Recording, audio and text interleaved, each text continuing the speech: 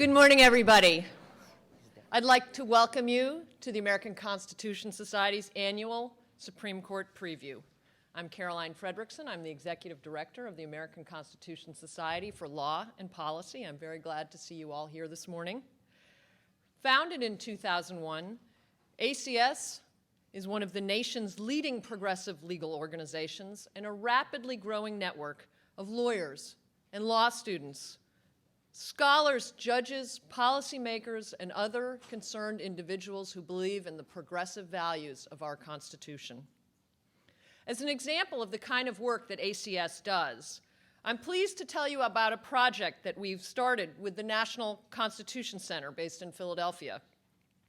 Together, we'll be putting out a series of video podcasts on Supreme Court cases that include interviews with litigants who will discuss their experiences bringing their cases before the High Court, and scholars who can place those cases in a historical and legal context.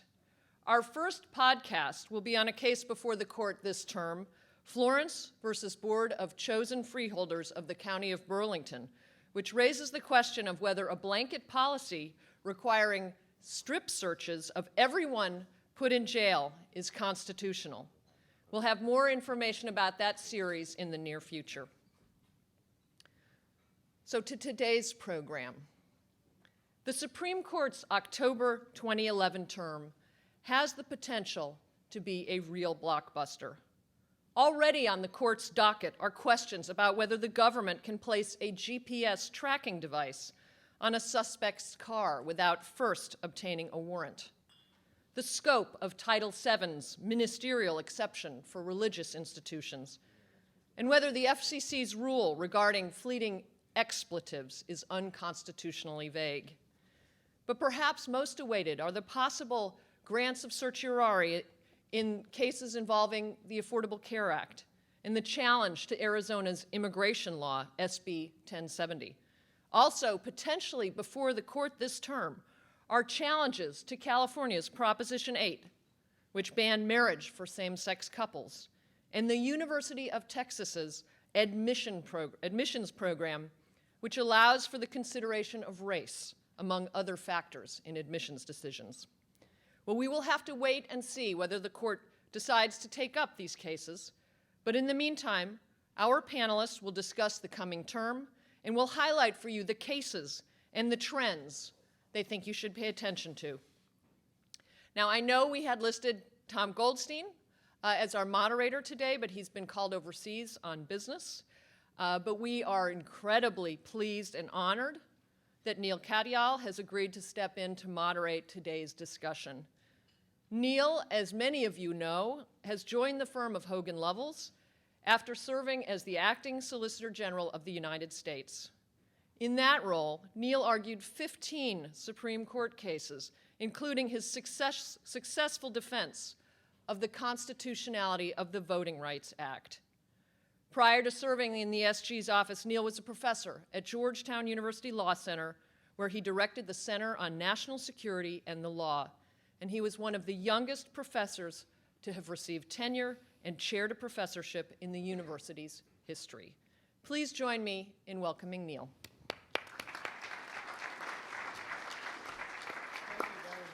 It's a real delight to be here and to talk about what might be a fantastic Supreme Court term with a fantastic panel of advocates and scholars.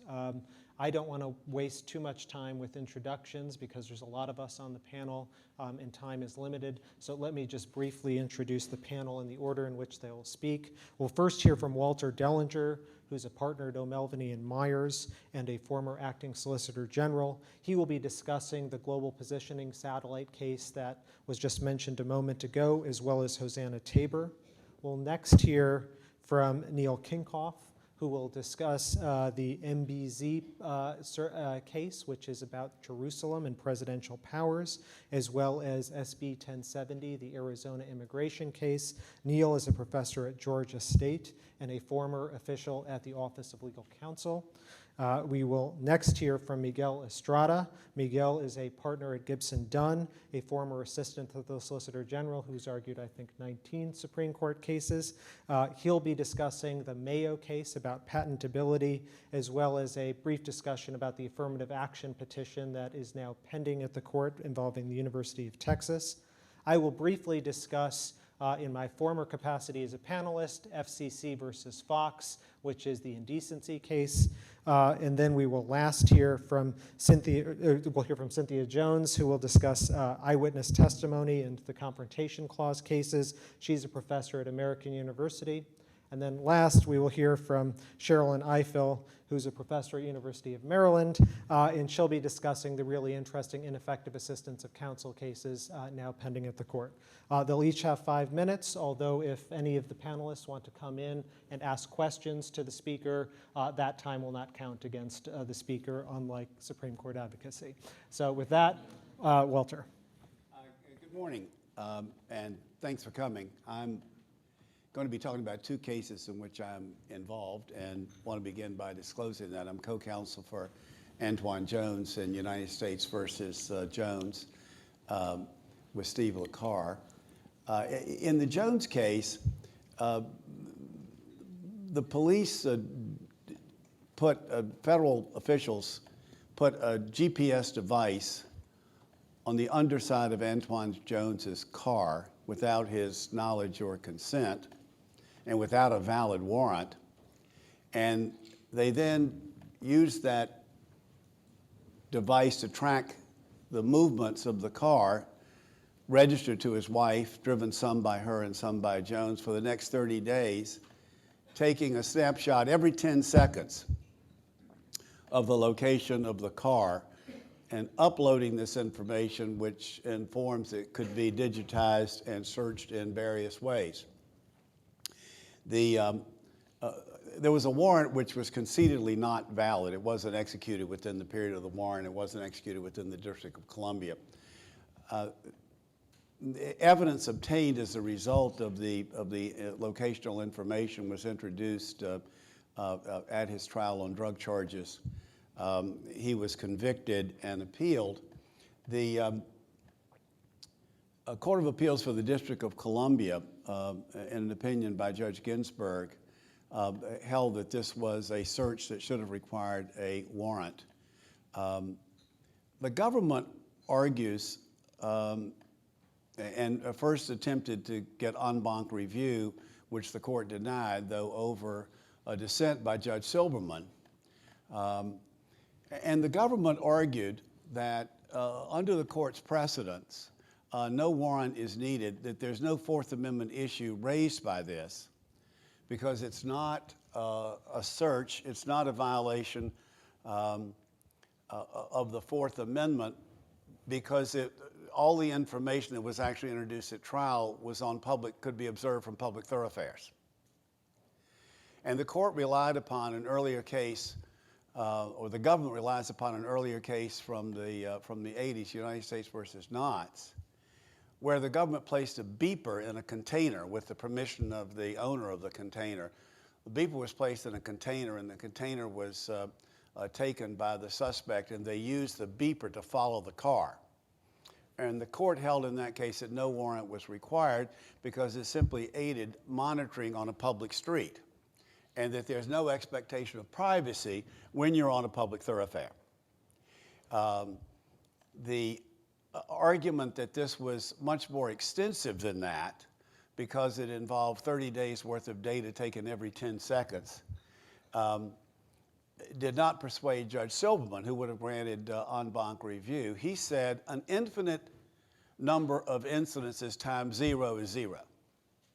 That is, if there's no right of privacy being observed on a public thoroughfare, the fact that you're observed every 10 seconds makes no difference, and would have granted en banc review. The government petitioned the Supreme Court for cert there. The circuits have taken a variety of different positions on this question, and cert was granted. So part of the issue is going to be, is the GPS device any different from a beeper?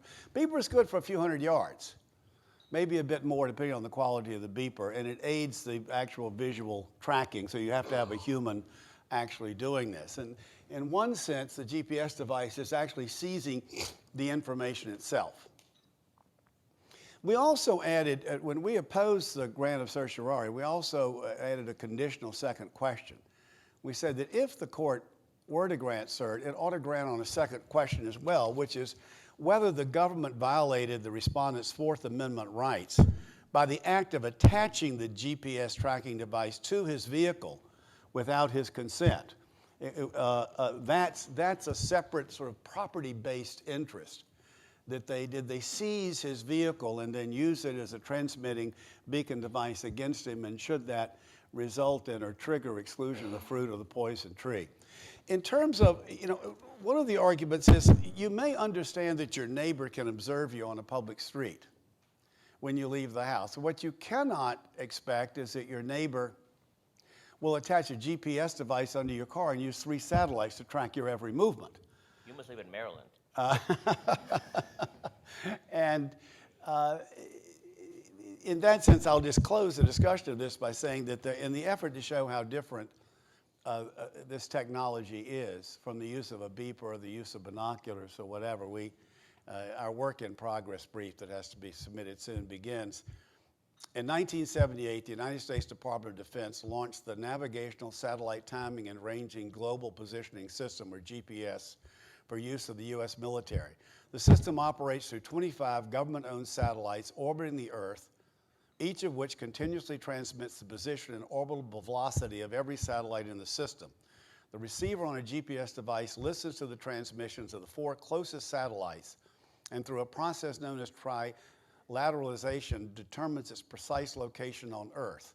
The device provides an accurate, continuous, and 3-dimensional digital record of its position and velocity over any given period of time, as well as that of any person or object carrying the device. The data is communicated to a remote computer, translated onto an interactive map, manipulated to generate a range of personal information about the individual's activities, including their home, social, and work activities. If it is used for a prolonged period of time, it will produce a pattern of locational and information and movement for every moment in that period.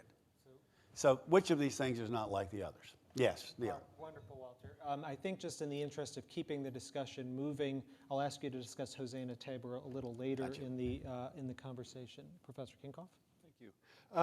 So I'd like to spend most of my time talking about the MBZ versus Clinton case. I think people are pretty familiar with SB 1070 and not so much with MBZ, which is potentially a really important case. And so I'd like to spend my time presenting that. In 2002, Congress enacted the Foreign Relations Appropriation Act and included in that Authorization Act, and included in that Section 214, which is titled U.S. Policy with Respect to Jerusalem as the Capital of Israel. One component of Section 214 directs that the Secretary of State list on passports and other records listing a place of birth for U.S. citizens born in Jerusalem, that they be listed as having been born in Israel if the Secretary is requested to do so. In October of 2002, Menachem Benjamin Zivotofsky was born to U.S. citizen parents in Jerusalem. And that, because he's born abroad to U.S. citizens, he is a U.S. citizen by statute. And his parents went to the U.S. Embassy in Tel Aviv and asked that his certificate of record of birth abroad list his place of birth as Jerusalem, Israel.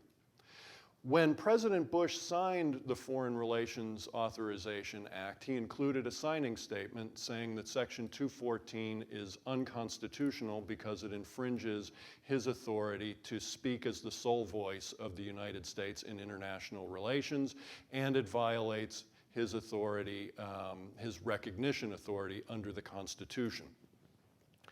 The State Department refused to list Israel on Menachem Zivotofsky's birth certificate. They listed only Jerusalem. Menachem's parents filed a lawsuit in the District of Columbia. The district court dismissed the lawsuit, ultimately on grounds that it presented a political question that the court could not answer. Zivotofsky appealed to the DC Circuit. The DC Circuit affirmed on political question grounds. 2 judges ruled that the case presented a political question, even though they resolved the case on the merits. And a 3rd judge, Judge Edwards, issued a concurring opinion in which he said this case does not present a political question, but agreed that the case should be dismissed because the statute violates the president's recognition power. Zivotofsky's parents have appealed to the Supreme Court, and the Supreme Court granted cert. They appealed, they sought cert on the grounds that the case does not present a political question. The Supreme Court granted cert on that issue, and then directed the parties to brief an additional question. Does Section 214 violate the president's authority under the Constitution to recognize foreign powers? Now, the recognition power, which I think is really what this case is about, there's not a very plausible argument that this case involves a political question, and I think the best argument for that is the fact that the DC Circuit actually addressed the merits before it said it was a political question. The case really involves, I think, the recognition power. The recognition power is not specifically granted in the Constitution. Instead, the Constitution authorizes the president to receive ambassadors. But everyone understands that role is premised on the president's authority to recognize which ambassador is the real ambassador. If 2 ambassadors from a foreign country say, I'm the ambassador, presumably each representing a competing faction who says, we're the real government of the foreign nation, it is for the president to decide which ambassador to receive, and in doing so, to determine what is the legitimate government of the foreign nation. But the recognition power doesn't stop there. It's generally understood to authorize the president to determine what territory the foreign nation includes. So are the Falkland Islands part of Argentina or part of Great Britain, right, for example, or is Jerusalem part of Israel or disputed territory as to which we take no position as to who is sovereign? The recognition power also has been understood to grant the president the authority to make policy as to how to go about recognizing or withholding recognition from a foreign government or as to a foreign government's sovereignty over a particular bit of territory. Okay, that much, I think, is not controversial. What's controversial, to some extent, is the question of whether or not that power is granted exclusively to the president, right? Zivotofsky and his lawyers contest that claim. But there seems to be fairly broad agreement that, in fact, that power is exclusive in the president. There is a long body of precedent within the executive branch that makes the claim of exclusivity. There are a range of court opinions saying that the president has this authority exclusively, in which case it seems like a fairly simple and straightforward question. The president has the recognition power. Congress has infringed on the recognition power. The problem is Congress also has relevant authority. Congress has authority over naturalization.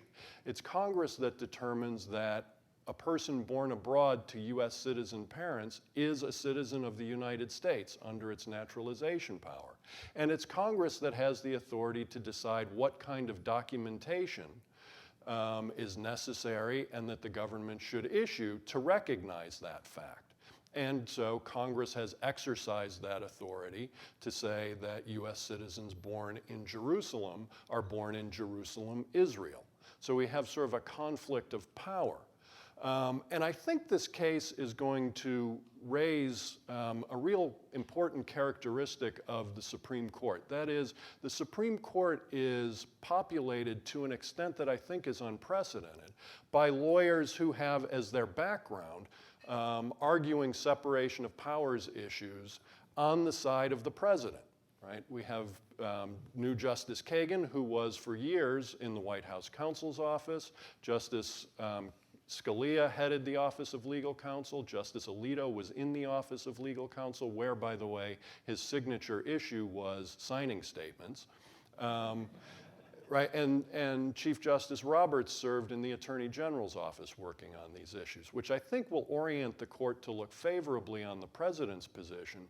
But the way they do it could have dramatic consequences, because Congress has other powers and the president has other exclusive powers, like the commander-in-chief power. Can Congress use its spending power to limit the way the president exercises the commander-in-chief power? Could Congress say to the president, no money may be spent for military operations in Libya, or no money may be spent for a surge in Iraq? Right? These are important questions that I think will be implicated by the way the court resolves the dispute in MBZ versus Clinton. Great, thank you, and we'll maybe have a discussion about the Arizona case a little later. We'll hear from Mr. Estrada about patentability. Now is a good time to go get some coffee. The Patent Act, which is enormously important to a lot of people who make a lot of money out of it, says in Section 101 that any number of things that are inventive, etc., may be patentable subject matter. Now, note that I said patentable subject matter. This is the mouth of the funnel. This is things that are eligible for patents. Now, the Patent Act goes on and say there are other requirements. They have to be novelty, et cetera, et cetera. But now we're talking about what gets into the ballpark as to things that might be patentable if they're novel, et cetera. And it seems very broad on its face, but for many, many, many decades, there has been a doctrine in the case law, including before the current version of the statute was enacted, that says that no one may seek or get a patent based on a law of nature. So if an apple fell on your head and you want to patent, the law of gravity, you're out of luck. That is viewed as part of the common patrimony of humankind. You may not go to the patent office and get a patent on that. You cannot foreclose that knowledge to others. So far, so good. And so now the caveat is that you may seek a patent on particular novel and useful applications of a law of nature. Most things that improve our lives actually probably wouldn't work if they try to do so in defiance of the laws of nature, right? Things don't fall upwards. And so there has been a long tension in the case law of how farther you have to go to have an application of a law of nature that is indeed useful and not merely an appropriation of the law itself, and in addition does not foreclose the utilization of the law of nature to others. And so now we have a patent in the Supreme Court that has been upheld by the Supreme Court that is a patent for the extraction of bodily fluids, looking at certain readings and thinking. And the question is whether that's something that is patentable. Now, what's actually going on is there are certain medications that are good only up to a point, and then they start being bad for you. And so there is a very important area for doctors to try to take your bodily fluids and see how the drug has metabolized, just to see whether you're in the correct therapeutic range. If it's higher than 250, you're doing well, but if you go over 400, for example, not so good. And so the question is whether you can patent a blood test to look at the metabolites for this drug and think about whether you're between 250 and 400. The Federal Circuit says yes. It seems a very difficult argument to make in the Supreme Court because the Supreme Court had this issue 5 years ago. I argued that case on the side of the respondent at the time and won on some other grounds. And it was clear that there was a fair amount of hostility on the part of the bench to the proposition that this is patentable. And they just took it again after sending it back to the Federal Circuit once. So I think it's fairly obvious that a number of people in the court are interested in this issue. and it is a very difficult issue. Now, you would think that this is sort of an anodyne thing, in that, you know, this patent is sort of simple-minded, and you cannot really keep doctors from practicing medicine. It gets a little bit more complicated than that, because there are whole industries that are hugely beneficial, that work on the proposition of investing billions of dollars in figuring out whether particular natural compounds help, aided by laws of nature, and it can be turned into a pill that cures dementia or cures any number of other things. And at the end of the day, if you take a pill, is the interaction of a common compound based on the laws of nature as to how the compound is expected to interact with your bodily fluids. And so they're very sensitive questions for the court as to how far it can go in applying, you know, the law of nature doctrine to this area without endangering whole areas of industry and science that people would concede are properly subject to patents, because otherwise people would not invest in them. And so it's a very interesting issue. There's a lot of money and investment that's riding on it, but it's patent. Thank you very much. I'm going to discuss briefly the FCC versus Fox television stations case, and let me start again with the disclosure, as Walter did. I wrote the cert petition in this case. I also wrote the cert petition in the global positioning satellite case. So Walter, I'm sure my former colleagues would love it if you'd like to read more of the draft of your brief to us. But with respect to this case, this is about fleeting expletives. It's the second time the case has been up to the Supreme Court. A number of television stations and others are challenging the FCC's prohibition on the broadcast of indecent material. Now, 3 terms ago, the Supreme Court held that that policy was permissible under a statute, the Administrative Procedures Act. But the court left open the constitutional question. The case went back to the Second Circuit for an oral argument and briefing on those questions, where the matter was handled by Mr. Estrada admirably and well. There are 3 specific broadcasts that are at issue in the case. The first one was in 2002, when the singer Cher uttered what the Solicitor General euphemistically called the F-bomb during a broadcast of the Billboard Music Awards. And then the following year, not to be outdone, Paris Hilton and Nicole Richie did the same thing with the F-bomb and the S-word. And then in a third incident, NYPD Blue showed the unclothed buttocks of a woman on national television. Now, as I said, after it went to the Supreme Court, it went back to the Second Circuit for a discussion of the constitutional issues, and the Second Circuit identified 2 possible constitutional problems. The first one is it said that indecency bans generally are seen as content-specific prohibitions on speech, things that focus on the specific material that is at issue, and that is generally something that receives strict scrutiny, the court's highest standard of review, the most searching type of review. However, the Second Circuit said that the Supreme Court had issued a decision called FCC versus Pacifica Foundation, which gave the government special latitude when it comes to matters that are broadcast over the public airwaves. Now, the Second Circuit, in its opinion, suggested that the rationale for the Pacifica decision had been eroded over time because of new technology and the like, but it didn't ultimately decide and get into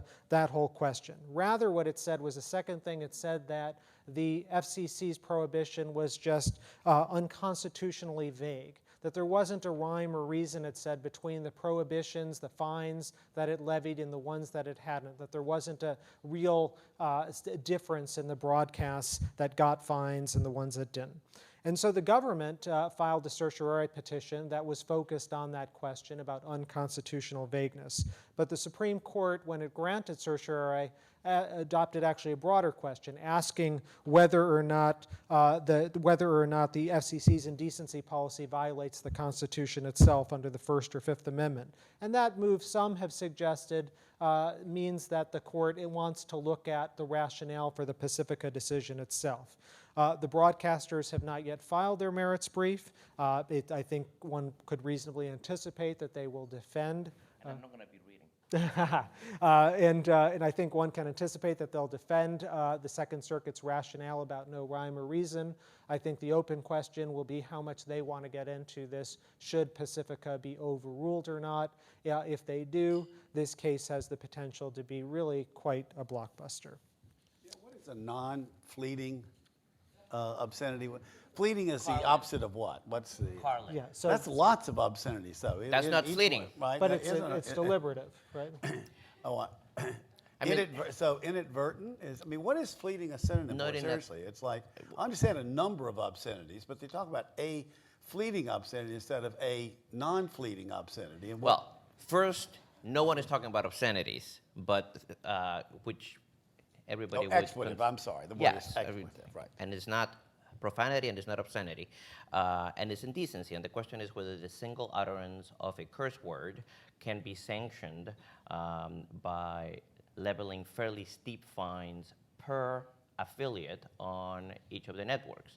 And part of the problem is that the FCC takes the view that you have to beep them out every time they occur, even in news broadcasts, and even if you're covering a live event such as a Panel sports discussion, game or a panel discussion. or a panel at the discussion. ACS, right. And in fact, one of the tough moments that the FCC lawyer was at the oral argument was that C-SPAN Radio, which is a broadcast station, covered the argument, and all three members of the Second Circuit were cursing a blue streak. And at some point, one of them asked the counsel for the government, we have C-SPAN broadcast. Every judge on this panel has said things that people normally don't hear judges say. It is clearly relevant to the context. Are you going to go after C-SPAN? And the counsel for the government went, that was only the tip of the iceberg. Thank you. All right, Professor Jones, you're going to talk about eyewitness testimony and confrontation. Yes, in Perry versus New Hampshire, it's a case that's going to be argued on December 2nd. The issue is pretty simple, and that is when an eyewitness identifies the defendant as the perpetrator outside of court, under what circumstances is the court going to allow that information to come in at trial? That is, that the witness can take the stand and say, on the night of the robbery, I pointed to him and said, that's the guy. It has been since 1977 that the Supreme Court has really done a serious look at the standards for letting in eyewitness identification testimony. And the court's analysis basically centers on reliability. That is, we're going to allow that testimony in if the circumstances surrounding the making of that identification were reliable. We have learned a lot about eyewitness identifications and misidentifications and unreliability since 1977. And the social science has changed, and mostly because of wrongful convictions. It is undisputed that in the 270 plus wrongful convictions, the #1 cause of wrongful convictions is eyewitness mis-ID. In about 75% of the cases, where a person has been exonerated with DNA evidence, an eyewitness misidentification played a significant role in the case. So the question is, clearly the standards that we've been using since 1977 aren't protecting against unreliable eyewitness identifications in court. So that's the broader question that the Supreme Court is invited and could begin to address. That is, they could refine some of the language from its earlier cases in Stovall and Braithwaite and Biggers. The very specific question raised here presents a unique set of facts that might prevent, or at least give the Supreme Court an out from addressing that question.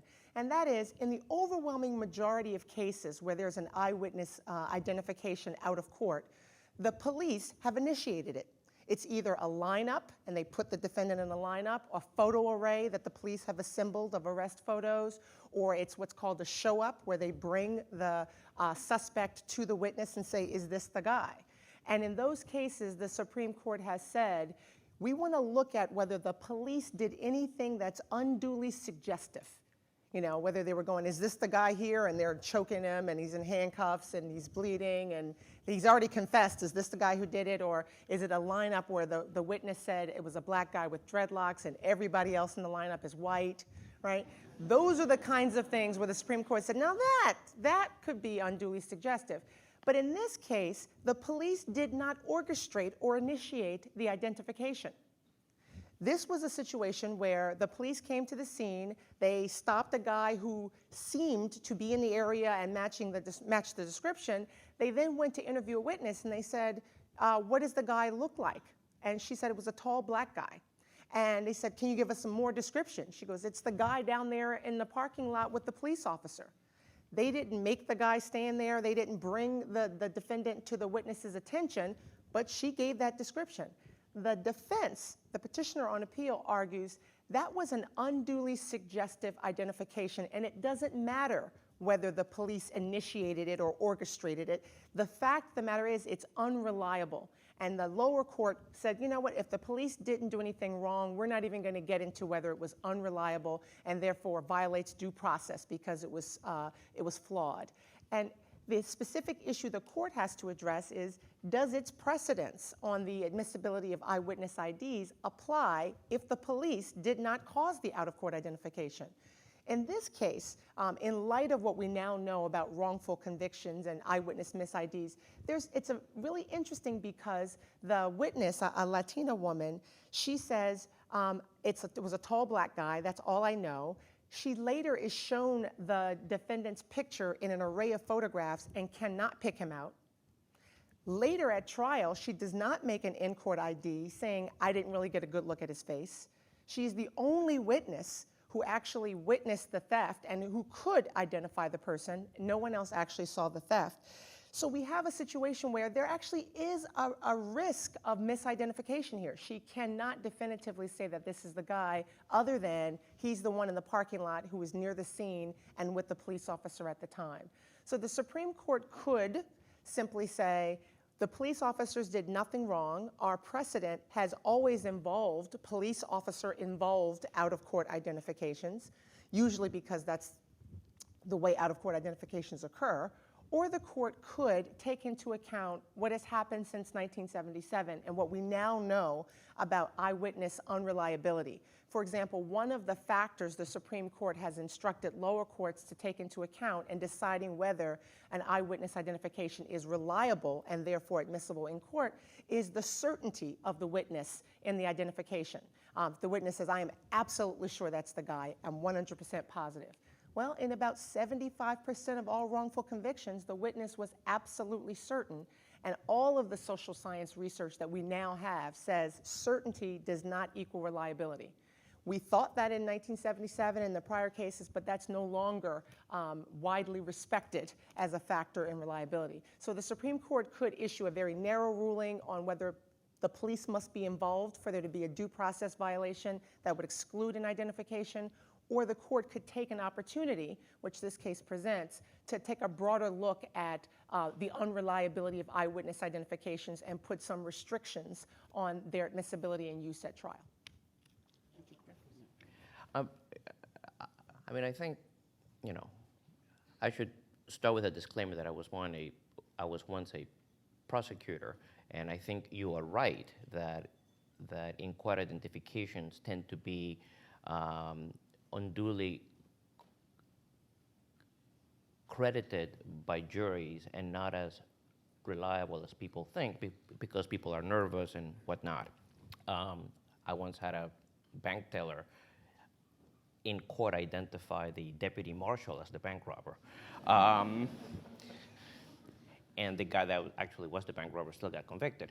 But what is the limiting principle of an inquiry that looks at the reliability of in-court ID or out-of-court ID? Is the claim here that the Constitution of its own force gives a criminal defendant a right to have the reliability of evidence, all evidence, tested by means other than cross-examination, because I can think that there are many other types of evidence that, DNA, the lab is not good enough, and that before the prosecutor is allowed to put these things in front of a jury, might be the subject of a long fight in front of a judge as to whether this is, quote, reliable enough. And the question is, if you take out the involvement of the cops, what is the limiting principle that will keep the trial in a criminal case from shifting from the jury to a judge? Well, in the interest of full disclosure, I used to be a public defender. And so I've also had cases of misidentification. I think here we're in a different posture than we would be with all other forms of evidence. That is, the Supreme Court has already, since 1967, recognized the fallibility and the vulnerability of eyewitness testimony, and has already determined that that should be tested pre-trial. So we're not charting new course here. The prosecutor, if the defense wants to challenge an out-of-court identification, the defendant already has the right to do that. The question is, what restraints or what restrictions can or should the Supreme Court put on the use of eyewitness testimony, and to what extent should the defendant be allowed to litigate its unreliability, given what we now know about the fallibility of eyewitness testimony, given the number of times the witnesses in good faith just simply got it wrong. And so jurisdictions across the country have placed all kinds of limits and restrictions, not Supreme Court constitutional level, but state court constitution, requiring judges to give specific jury instructions on eyewitness misidentification and unreliability, have conducted hearings more elaborate than the standard hearing pre-trial before I will let this testimony in. So there are many issues that are raised. Miguel's question is if it's a federal constitutional right, how is the court to divide off and cordon off, if you think they should, eyewitness testimony from all the other forms of evidence? What's a That may be rule? unreliable too. Yeah. I think that in terms of forensic evidence, that issue has been at least preliminarily addressed by the National Academy of Sciences report in 2009, which basically said all non-DNA forensic science, like hair analysis and bite mark analysis, everything that's not DNA, where they're comparing science, that has some reliability problems. And that's already sort of in the pipeline for challenge, fingerprints and things like that. But and with respect to eyewitness ID, I think the court can single it out because it is incredibly, incredibly powerful evidence, and the courts already recognize the fallibility of it. Unlike confessions and jailhouse informant testimony, where there's some issue about its reliability, this is the #1 cause of wrongful convictions. One more question. I mean, the number of factors that you mentioned that that raised doubts about the reliability of this eyewitness ID, I take it, with one exception, could all, and probably all were put before the jury, right? That you, at a photo lineup, Absolutely. you were unable to identify Absolutely. this person. So all of that is put before the jury, with one exception, I think, and that's what I'm going to ask you about, and that is information on the general unreliability of eyewitness IDs. Is that right? Is that still the law that the defense counsel is constrained in putting before the jury evidence from experts about unreliability, or No, where are we on that? it is that the defendant doesn't have a right to do it. A trial judge could allow a defendant to do it, and several courts across the country have begun to allow the defense to call an expert on the unreliability of eyewitness IDs, or an expert to testify about the further unreliability of cross-racial IDs, identification. right. So that testimony can go before the fact finder. The problem with letting the testimony come in, because it was considered by the jury, if it's unreliable, you don't want the jury to rely on it. It doesn't come in. It's sort of like letting an expert come in and they've made up some science. And the jury can hear it and reject it if they want to, but if they rely on it and say, wow, that sounded pretty good to me, I think that it sounds credible, and they could make a determination based upon unreliable information. So the judge, as the gatekeeper, should keep out information that's unreliable, and the judge should make that determination pre-trial and then only let the jury hear that which actually is reliable. Professor Ifill, you've been very patient, and actually we're slated to talk first because of ineffective assistance of counsel and how important those cases are. So Yes, if you and I would, please. apologize, but Baltimore is a very, very large distance from Washington, D.C. in many ways that most people, I think, don't recognize. But Walter's question and Cynthia's answer is actually the perfect segue into talking about ineffective assistance of counsel, which is, can you put it on? Some people allow it in. Because you have to take notice when the Supreme Court decides that they want to hear this many cases involving ineffective assistance of counsel. And there are 4, some would arguably say 5 cases that raise this issue in the Supreme Court this term. And in the interest of time, I really want to talk about one particular case and then another set of cases. Now, keep in mind that the framework for this. The Sixth Amendment guarantees the right of the accused to have the aid of counsel. The Supreme Court has interpreted that to mean that you have the right to the effective assistance of counsel. And to raise a claim that you have received ineffective assistance of counsel to a level that violates the Sixth Amendment, you have to prove that your counsel was deficient, and then you have to prove that that deficiency was prejudicial. That is, that in the absence of that counsel's poor representation, the proceedings might have turned out differently. Now, the Supreme Court's been kind of not very sympathetic about this question. They have afforded a presumption of effective assistance of counsel. In the case of Bell versus Cohn, you may remember in 2002, 8 justices on the court, led by Justice Rehnquist, said that it was likely or reasonably a strategic decision for counsel at the sentencing portion of a capital trial to put on no witnesses and to not make a closing argument. 2 years ago in Wood versus Allen, Justice Sotomayor led the court in suggesting that it was reasonable for the trial court to determine that there was not ineffective assistance of counsel in a case in which an attorney who'd only been admitted to the bar for 5 months was handed the responsibility of the sentencing phase of a capital trial and failed to do any investigation or put on mitigating evidence that might have helped the defendant. So the landscape doesn't look great for these claims, but the fact that the Supreme Court's taken so many and that they raise this issue from different perspectives, I think, seems particularly important. One set of cases, that's 2 of them, LaFleur versus Cooper and Missouri versus Fry, raise the issue in the context of pleas. What happens when counsel does one of 2 things?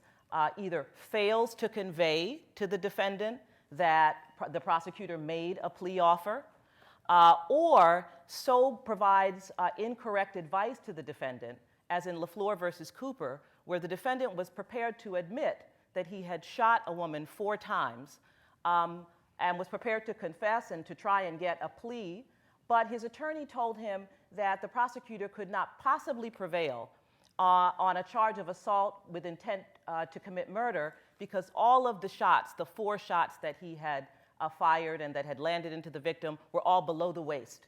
And counsel advised his client that therefore the prosecutor could not prevail on this charge. It turns out this is absolutely not true. And so they went to trial, and the defendant, of course, was convicted. So we've got the plea case, and a significant issue in the plea cases is, what's the remedy? If you wanted to say, for example, in Missouri versus Fry, that it's ineffective assistance of counsel if the counsel gets the letter from the prosecutor saying, here's the plea offer, and never tells the client, is it possible to imagine what the remedy would be? So in the trial court, the district court said, well, we ought to require specific performance of the plea that was offered. In other words, we ought to require now that the defendant now be allowed to take the plea that was originally offered that he never heard about, right? And there's some contention about that, and Neal may have something to say about whether or not that is a workable solution to the problem. But the other case that I think is really important is a case called Maples versus Thomas, and notwithstanding the question presented, the question to me in this case is how much poor representation can one criminal defendant receive before it rises to the level of ineffective assistance of counsel? And this case arises out of Alabama, and in many ways, I think this case actually pulls together many of the strands of concerns that have been raised in prior cases involving ineffective assistance of counsel, which come out of Alabama. And so it's important to know the context of this case. Alabama is a jurisdiction that does not provide indigent criminal counsel for convicts in post-conviction proceedings. They also do provide counsel in trial proceedings in capital cases and in direct appeals, but they cap the attorney's fees that can be recovered at $1,000. And so what this means is that very often you have not very experienced attorneys who are working on capital cases in Alabama. In Alabama, you also do not need to have a unanimous jury verdict to impose the sentence of death. 10 out of 12 jurors are sufficient. So if you put all of that together, you get a lot of cases emanating out of Alabama, as Wood versus Allen 2 years ago and Maples versus Thomas this year, in which Corey Maples went to trial with pro bono counsel, two very inexperienced counsel, at both the guilt phase and at the sentencing phase. The counsel failed to put on any evidence about the fact that he had been taking crystal meth and crack on the night of the murders, which might have suggested that he, under Alabama law, didn't have the mental capacity to be responsible. And at the sentencing phase, they put on no evidence about his bouts with depression, the fact that he had been suicidal, abandoned by his mother, abused, and the other kinds of mitigating evidence that might have helped at the sentencing phase. In fact, they were so overwhelmed at the sentencing phase that the attorneys themselves said to the jury, "We know it looks like we're stumbling around in the dark." So obviously he was sentenced to death. And then at the post-conviction phase, he actually seemed to hit the jackpot. He got two attorneys from Sullivan and Cromwell, a New York law firm, who agreed to represent him. They did all of his post-conviction work, and then they disappeared.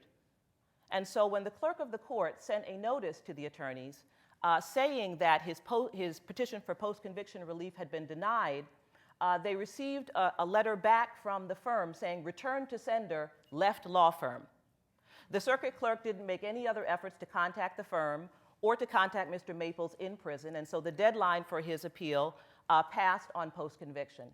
In the habeas proceeding, when he learned that the deadline had passed, he was lucky again and got two attorneys. These seemed to be two very good attorneys, but the Alabama courts were very clear that he had defaulted, he had failed to appeal his post-conviction, his denial of post-conviction relief, and the 11th Circuit has also said he defaulted procedurally and he's unable to raise his claim of ineffective assistance of counsel. And so the court is going to have to deal with that issue coming out of Alabama and deal with the plea issues. And there are at least two other cases that also raise ineffective assistance of counsel. And we have to presume that the court wants to say something comprehensive, perhaps, about this field that would justify them taking this set of cases. So we have about 30 minutes left, and I want to save 20 minutes for questions, but I do want to ask the panel to comment. We've been talking so far about the cases that the Supreme Court has granted certiorari and agreed to hear, but there's a bunch of stuff that people think they might hear, and as you all know, I'm no Tom Goldstein. I can't predict this, but you all can. So there's health care, there's affirmative action, there's SB 1070, there may be criminal cases. So if you all could just spend maybe a couple minutes tops so that we can have room for audience questions on these cases and anything else you see coming down the pike. Well, there are actually two affirmative action cases that might make it to the Supreme Court, and the one that Tommy thought might make it, I think, is actually somewhat less likely to make it up there just because it's not all that interesting. It is the UT case, and you may recall that the Supreme Court, in the last hurrah of Justice O'Connor, upheld an affirmative action program for the University of Michigan that said that it was appropriate to take race into account if you do it in a way that is personal and not a quota, and you do a lot of other stuff so that actually no court can figure out what the heck you're doing, which is actually sort of the standard. If you make it so diffuse and so vague and so, so individualized that nobody has a smoking gun that race was actually the actual factor, then you can do it. And, people in universities, shockingly, are able to do these things. And so I don't think that as long as that is, the rule, the Supreme Court is going to be interested in coming back to that issue so soon. Now, what makes the UT case somewhat more interesting is that in the interregnum, while affirmative action had been thrown out by the Fifth Circuit in the Hopwood case in the 90s, the Texas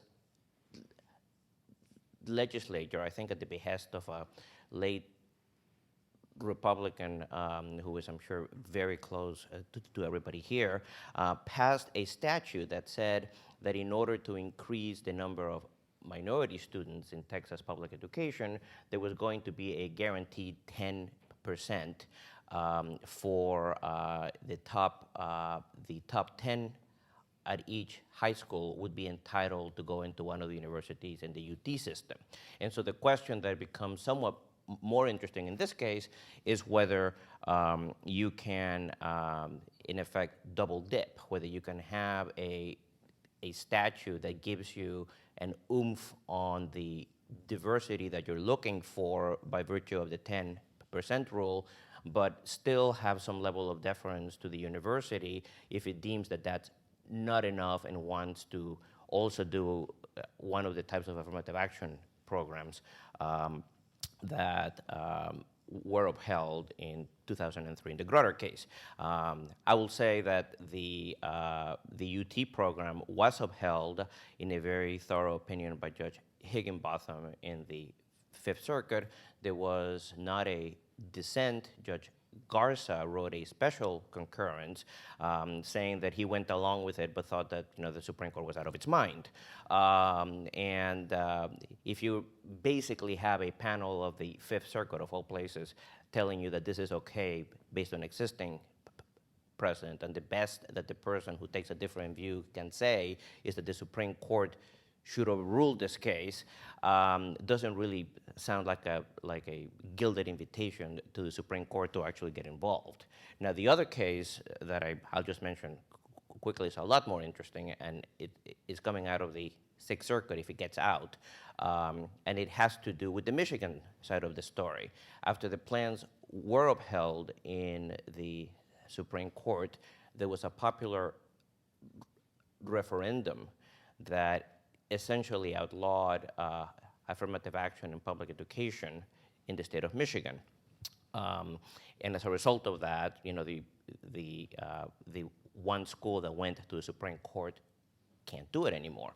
The Sixth Circuit in a 2-to-1 panel threw that out as a violation of equal protection based on the theory of a couple of cases, Hunter and another case involving the Seattle School District, that says that it is unconstitutional and a violation of equal protection to place political impediments to minorities in the attainment of certain benefits. Now, the cases that the court actually cited involved trying to entrench actual discrimination, people that were trying to make it difficult to get rid of racial covenants or to try to make it difficult to desegregate schools.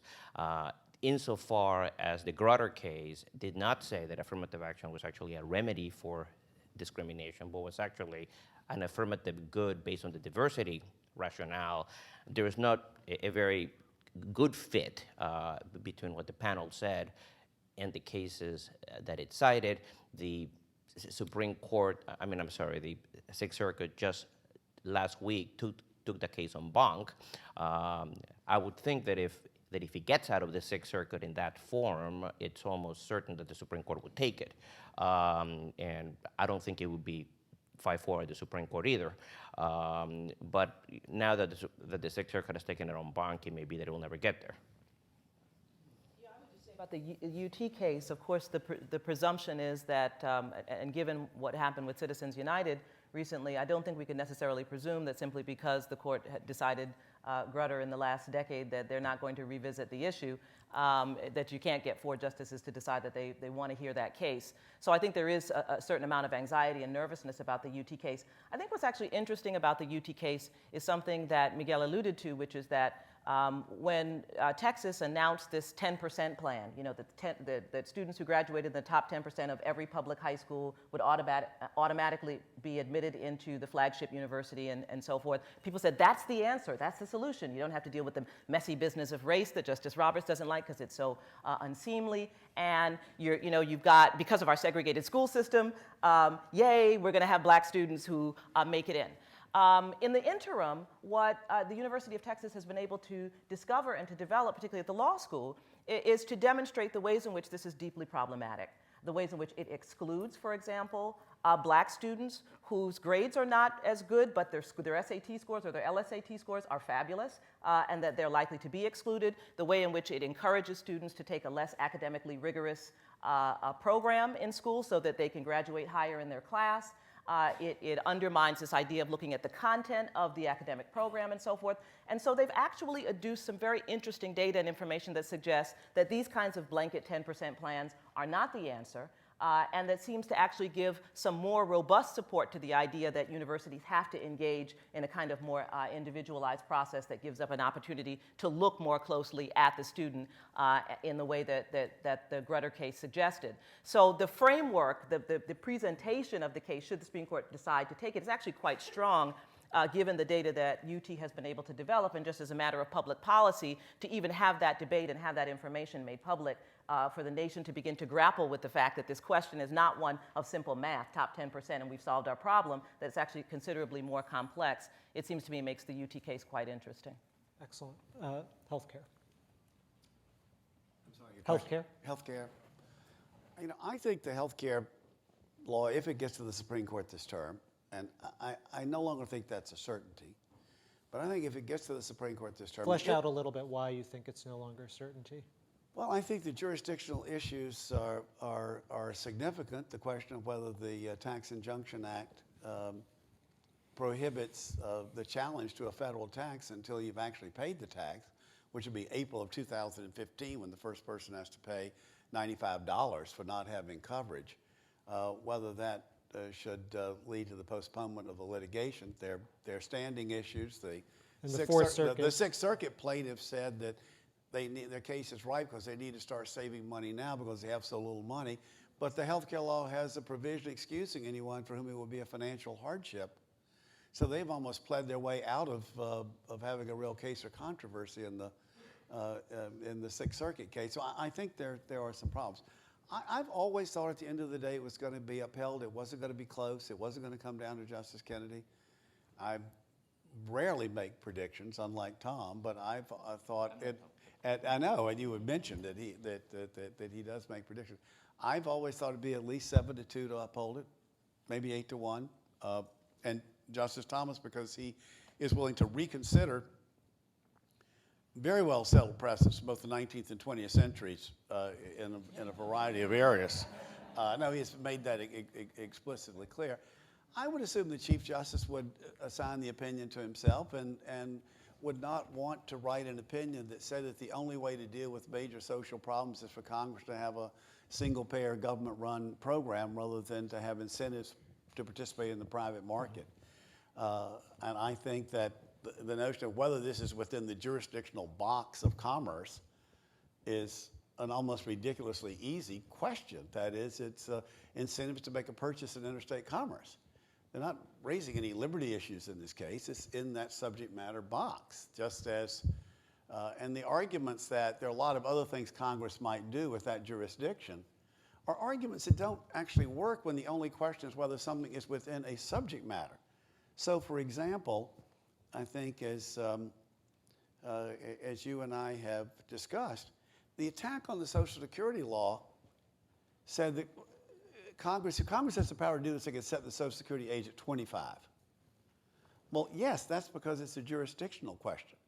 When the minimum wage law was passed, the question whether that fit within commerce among the states, the statement was made if Congress can pass a minimum wage of $5 an hour, it can pass a minimum wage of $5,000 an hour.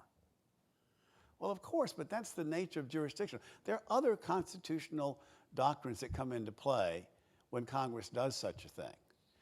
And right now, it is indisputably within the commerce power for Congress to enact all kinds of ridiculous regulations when you engage in commerce. So that, and I think Judge Sutton's opinion makes a huge difference by identifying the fact that the notion that this is a regulation of inactivity makes no sense. This is a healthcare service is something no one can be sure they won't be using. When they do need them, they will be provided for them, at least in some fashion.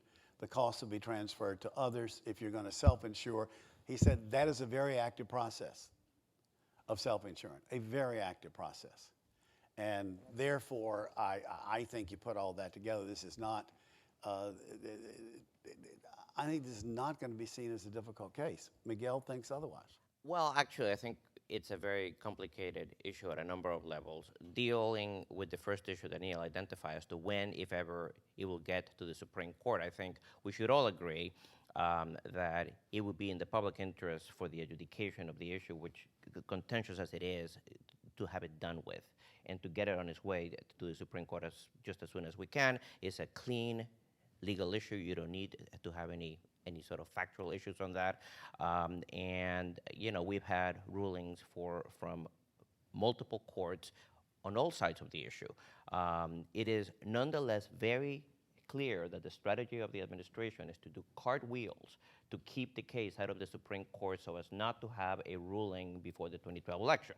I mean, they take every extension, they do everything they can to stretch it out, and just so that you know, if a case on this issue is not taken by basically the second week in January 2012, you will not have a ruling before the election because it will not be heard unless they have a special sitting. And I will bet you any amount of money that the administration is going to seek en banc in the 11th Circuit. Even if you look at the composition of the panel, there is no way in heck they would get it, but they want to chew up, you know, the time just to make sure that if and when the court gets it, it is not for a ruling until after the election. Now, once you do get it there, you know, the issues are really hard. Every time you ask the Supreme Court to overturn an act of Congress, it's a very difficult thing for the court to do, and Congress comes to the Supreme Court with a presumption of deference and constitutionality. There are issues as to the standing and as to the jurisdiction. If this were in fact a tax, I think you may be right that there is a jurisdictional question. You know, the case of the administration on the tax issue is not aided by the fact that the man who signed the bill, you know, the President of the United States, went on the speaking circuit saying that it wasn't a tax. And he was challenged on TV with somebody with a dictionary saying, this is the definition of a tax. And he said, I don't care what you call it, it is not a tax. And at some point, there is a question as to whether if you're dealing with user fees or burdens or impositions that could reasonably be called a tax, whether you are not owed some level of deference to the guy who signed the thing and take him at his word. You know, the commerce issue is actually very hard because you have the Wicker versus Filburn case and you have the Rage case. I have a lot of respect for Jeff Sutton, and I think his analysis was a very honest attempt to grapple with a difficult question. I also have a lot of respect for Frank Hall on the 11th Circuit, who was a Clinton appointee to that court, and she labored equally hard to grapple with that question, and they came to very different conclusions. It's a hard question. What about the Fourth Circuit? Do you have respect for their opinion as well? Well, no, I do, but they were the court that said the Tax Injunction Act would apply, and I think that is a plausible argument if you accept the proposition that you ought not to take the President of the United States at his word. You're totally wrong on that, because whether or not the Tax Injunction Act bars this has nothing to do with whether you can constitutionally defend it as an exercise of the taxing power. That is, it's quite clear that if there's a surcharge of 2.5% on the federal income tax, that is a tax within the meaning of the Tax Injunction Act. You might say, we're not going to uphold this as an exercise of the power because of the signaling function, but that doesn't change the fact of that. A couple of other comments. One, we really should keep the Go ahead. discussion moving. I'm so Go ahead. sorry. Go ahead. Did you have any cases that you wanted to talk about? I just wanted to briefly alert you to a couple of other criminal cases. There's one case that involves, yet again, an analysis of Brady versus Maryland. Once again, we have a Louisiana case where the government has failed to turn over exculpatory information to the defense as is constitutionally required, and the Supreme Court has to do an analysis of whether the defendant's constitutional rights were violated. And we have one other case on the Confrontation Clause That's an area where I suspect there's going to be a lot of litigation for many years to come. And in this case, it presents a clash between the court's most recent precedents requiring that when the government wants to introduce documents or analysis or forensic analysis or reports, they have to call the person who performed the analysis and they can't just rely on the written record. It presents a clash between that principle and another principle of evidence that allows an expert to testify and give the basis for their opinion. So the expert can say, this was the cause of death, and I read the toxicology report prepared by somebody else. That person's not going to testify, but I can tell you what that report said. Those two rules, the Confrontation Clause and the rules on expert testimony, clash in a case, Williams versus Illinois, that gives the Supreme Court an opportunity to tweak the Confrontation Clause analysis in light of its rules on expert evidence under Rule 703. Excellent. Arizona. Okay. Just very quickly, there's no shortage of commentary on the Arizona law and on SB 1070, and most people are predicting that the court will grant cert for reasons that seem obvious and compelling. Not only has the Ninth Circuit enjoined a law or upheld the injunction of a law, but other states have followed Arizona and enacted their own laws. My home state of Georgia has, Alabama has, Utah has, Indiana has, right? And in each of those cases, courts, well, except for Alabama, in each of those cases, courts have enjoined the enforcement of the act on the doctrine of preemption. Alabama has stayed its decision while it further studies the question. So no court has upheld one of these statutes. The National Association of State Legislatures, National Council of State Legislatures reports that over 30 states have significant immigration legislation pending, and so there's an obvious need for guidance here. The one caveat I would offer is that this involves a question of preemption, right? The issue in these cases is not racial profiling. A lot of public discussion centers on that, but the issue in these cases is whether or not these laws are consistent with federal statutes. And the court might well think that Congress is going to get around to addressing this issue, and it's Congress that ought to be providing the guidance. So with that caveat in mind, that the court might decide to sort of sit back for a while and see if Congress does anything, the other factors would seem overwhelmingly to indicate the court ought to take a look at it, in which case I think this is a case that comes down to Justice Kennedy. And I think it's hard to know in advance what he will do. He has been sympathetic to preemption claims in the past in a way that would make you think he would be willing to side with the Ninth Circuit on at least some aspects of Arizona's law. On the other hand, he's, as he has in so many areas, gone both ways, so it's apt to be a close argument. One quick question. Could you identify what the precise preemptive aspect of federal law is that is said to be operative in this case? Right, so there would be two. There are two types of provisions of the Arizona law that have been challenged. One would be law enforcement. One set is the law enforcement provisions that authorize state officials to, in essence, enforce federal immigration law. Okay. The other set would be new crimes in the state of Arizona crimes that are based on federal immigration But I'm infractions. asking for the flip side of that, which And is so the what's the federal right, preemption? So the federal preemption would be that with respect to the law enforcement provisions, there is a federal law that dictates how it is that the federal government and states are to cooperate. States apply to the Attorney General designates them, chooses officer by officer which officer will be authorized to enforce federal immigration law, and it's all subject to the Attorney General's supervision and control, which ought to appeal even to a justice like Justice Scalia, who thinks it's a violation of separation of powers for Congress to vest local law enforcement officers with authority to enforce federal law. So, you know, why wouldn't the Arizona law fall under that? That's a separate argument from preemption. The preemption argument is Arizona Arizona is going around that system of having the Attorney General specify the officers and directly authorizing their officers to go ahead. With respect to the criminal provisions, it's simply a matter of federal discretion as to how to enforce federal immigration law, which is complicated by the fact that you're introducing local state prosecutions. That's why I guess the question I want to ask is that it seems to me that for reasons that we don't have really time to get into, actually both aspects of the problem really do involve a claim that the preemption flows from the interference with the discretionary authority of the Attorney General over the enforcement of the immigration laws.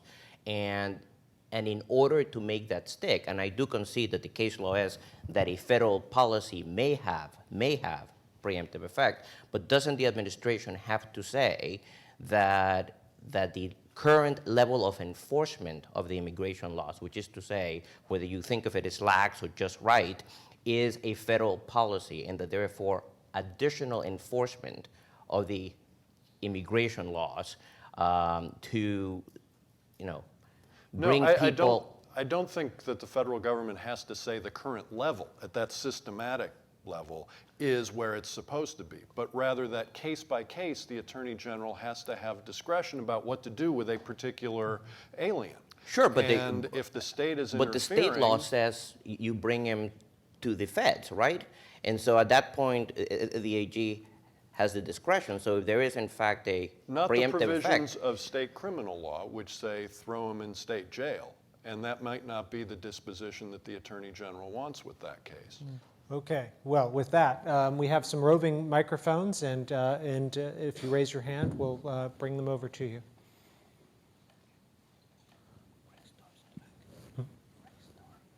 Okay, Greg Storr is in the back. yeah, Okay. Greg Stowe was raising his hand. Hi, I'm Greg Storr with Bloomberg News, and I just wonder if Neal Katyal would respond to Miguel's assertion that the government would do cartwheels to keep the healthcare case out of the Supreme Court this term. Well, I don't want to speak about anything that's not in the public record, because obviously, I argued all these cases in the circuit court, so I don't want to talk, and I can't speculate about what they're doing since I left on June 30th, but I think there's nothing that could be farther from the truth about the government's expedition of all of these cases. We went with a radically fast briefing schedule in every single circuit court in order to get prompt resolution of these issues. So I can't speak to what's happening now with respect to the Supreme Court and whether or not issues should percolate more and the like, but the notion that the administration has been dragging its heels, I'm not hard pressed to think of a set of cases in which any administration has moved more quickly in the circuit courts than these healthcare cases. And I would add, the government has not pressed jurisdictional issues that could have postponed litigation until 2015, has chosen not to press those issues, but to proceed to get resolutions in these cases. Well, just 2 points. Those issues were raised in all of the district courts until you lost them, or they lost them. You didn't. And I don't want to beat on Neal, but do notice that he said that we have been expeditious in the circuit courts, which is we have gone to the processes that exist to go through the district court, and I am sure they will also be expeditious about filing for a fruitless en banc in the 11th Circuit. They had the legal option as soon as they lost cases in district courts in the 11th Circuit and in the 4th Circuit to do as the government has done in many times in other cases on questions of national importance, to seek cert before judgment and go straight to the Supreme Court. People asked them to do that. They were very careful not to do it. Seeking There's a very good certiorari reason before why you government, seeking certiorari before a judgment, the government has sought that in, I think, a total of 3 or 4 cases in the last several decades, often in cases in which there was a massive injunction with a real social problem at that moment. Here, the law goes into effect, the individual mandate, in 2014. I think as there was a cert before judgment petition that was filed and it was denied by the Supreme Court, I think without any dissent. And the notion that this would meet those standards, I think, is a very hard argument.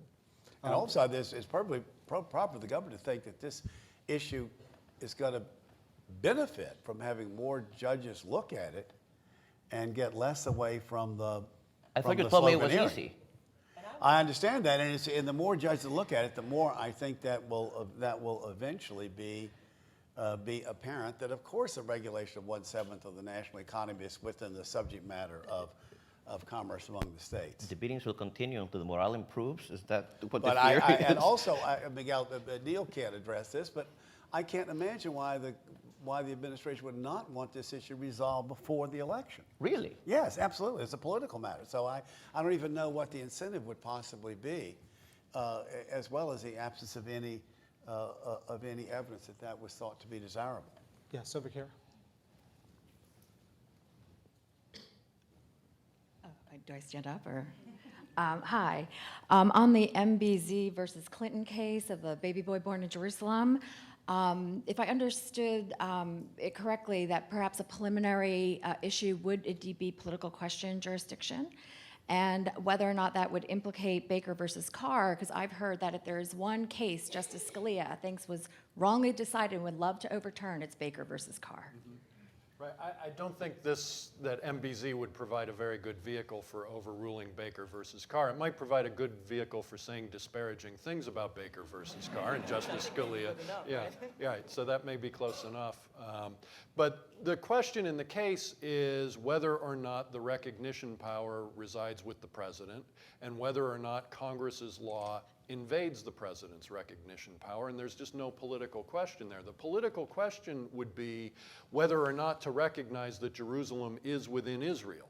But that question isn't presented in the case. The question is who gets to make that call, and that's a legal question. And so I don't think the court is going to hesitate over the political question aspect of the case. Over here.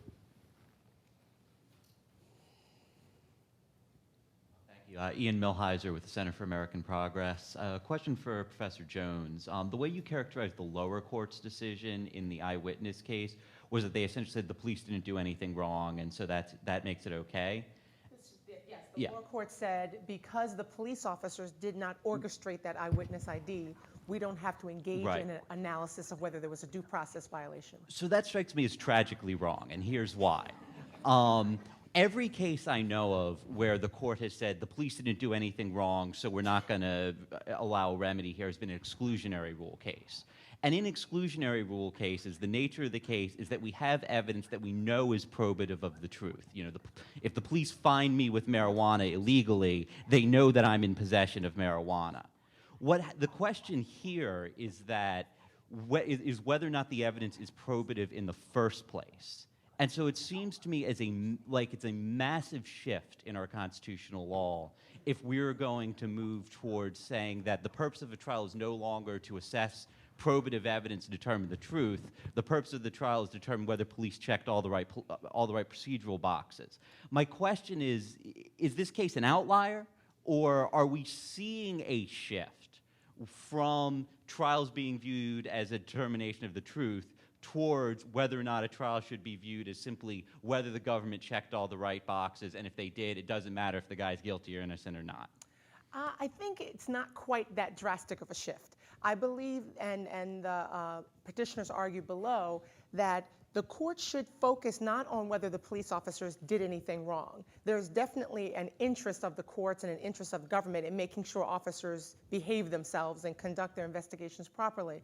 But the interest here vindicated by the court's eyewitness identification testimony, it just so happens that in the overwhelming majority of cases, it involved police officer identifications.